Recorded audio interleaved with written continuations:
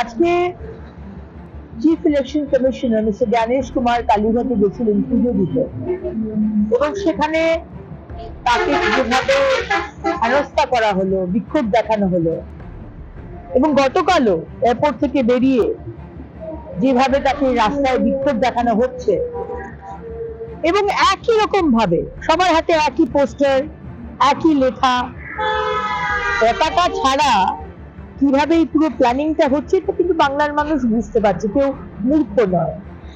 Police মন্ত্রী ধর্নায় বসে আছে আর সিএসি একটি সাংবিধানিক পোস্ট, তাকে এসে Z+ সিকিউরিটি থাকা সত্ত্বেও আজকে মানুষজন তার উপর প্রায় কাছাকাছি চলে আসছে।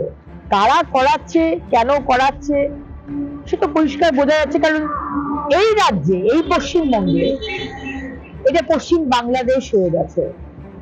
এই পশ্চিম বাংলাদেশের প্রধানমন্ত্রী আসলে মুখ্যমন্ত্রী মমতা বন্দ্যোপাধ্যায়, উনি কোন সাংবিধানিক চেয়ারকে সম্মান করেন না।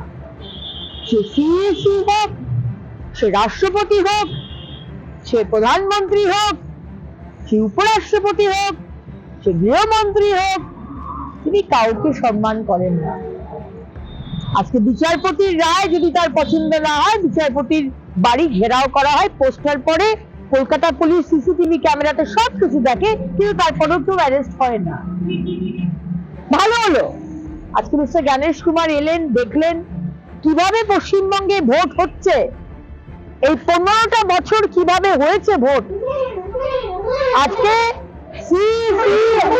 জ্ঞানেশ কুমার আপনাকে Z+ সিকিউরিটি থাকা সত্ত্বেও কলকাতা পুলিশ আপনাকে সিকিউরিটি দিতে পারছে না, বলবো না, দিচ্ছে না, তাহলে বুঝতে পারছেন যে গ্রামগঞ্জের যে মানুষ তারা কিভাবে আজকে ভোট করতে যায়।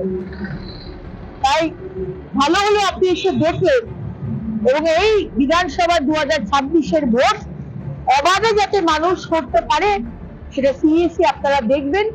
কিন্তু বাংলার মানুষের যে দাবি যে রাষ্ট্রপতি শাসন হোক, কারণ এই যে রেজিম চলছে মমতা ব্যানার্জির আন্ডারে, এরা সেন্ট্রাল ফোর্সও মানে না, এরা কোনো কিছু মানে না, এরা একটা ক্রিমিনাল রেজিম হয়ে মানুষকে বন্ধ করে, খুন করে, গণতান্ত্রিক অধিকারকে কুচলে দিয়ে তারা ভোট করাতে উস্তাদ।